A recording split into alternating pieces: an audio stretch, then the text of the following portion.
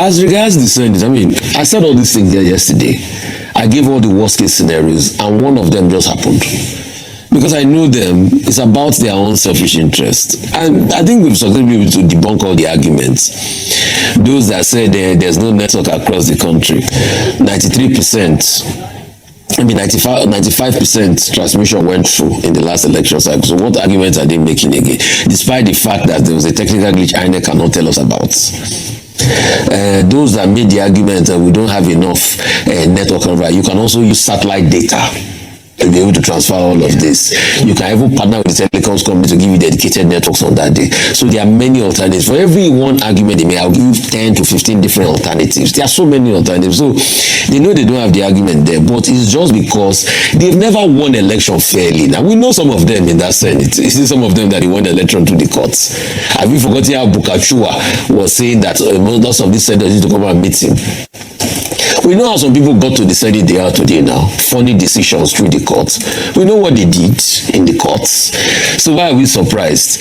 So all they have just done is that they have not passed anything. You know, I told you yesterday that they are talking to their consultants. I'm sure probably they advised them, just change the English. All they just did is to change the English. They think Nigerians are daft. You see, it's the effrontery for these politicians to think we are very daft and dumb. That's what annoys me the most. They want to put a wool over your face. I'm sure they are what's it called, the advisors, their consultants just say, change the English. Tell them that yes, we shall, shall carries authority. You shall use, electronic transmission to the IRF.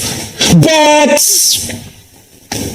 when the electronic transmission is not going through, what will you do? You will go to manual collation. And who will you put the discretion in the hands of? In the hands of the technical glitches. In the hands of the electoral officer. All the electoral officer, after you've compromised them, need to come and say that there's technical glitch. Everybody will do manual transmission, and 2 or 2 people will second it. When you go one step further, the question is, does it even make the IRF justiciable? See, part of the argument is that we must make the IRF justiciable. Okay. The result on the IRF, because if it's not justiciable, how can you defend case in court? No political party can get out of 176,900 polling units thereabout. No political party can get all of the EC18 forms on those polling units to be able to defend themselves in court. Okay. That's why we're saying the IRF is the next close place. So they just ended up deceiving themselves. Nigerians, don't sleep on your right to this your future. You want them to deceive you again. All right, Dr. Abati, your take on this. Okay, first let's start with what happened in the National Assembly yesterday. It was Joseph Stalin who said that those who vote decide nothing. Those who count the votes are the ones who take the decisions. That's Joseph Stalin, maximum dictator in the USSR, United Soviet Union Republic. Now, however, while you have that at the back of your mind, what was done at the National Assembly yesterday, you say, I don't want to give myself any credit, very close to what I recommended in my column yesterday at the back page of this day, which is that perhaps the best way forward is a hybrid solution. They have now provided a hybrid solution.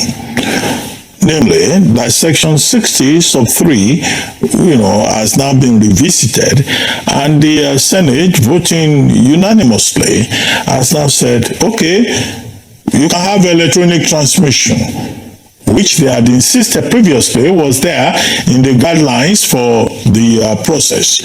Now put it in Section 60 sub 3. However, in places where you do not have internet, where you do not have the infrastructure, you will have to rely on Form EC8A, which will be documented, and then send that to IRF. Okay, if we interrogate this, what is here for the Nigerian public? Number one, the Senate has shown that it listened to Nigerians. It listened to the civil society groups and the spokespersons of civil society, and it has now tried to meet them midway. It it has also shown that it is a Senate that does not want instability, because to have ignored all those protesters led by Mr. Peter Obi, led by former Minister Rotimi Amechi, and other stakeholders in the civil society will have amounted to, acting arrogantly and saying the people do not matter. So now the people have been met midway, halfway. And the Senate now says, yes, Section 60 sub 3, you can transmit electronically, but if it fails, you still go back to from EC 8A to IREF.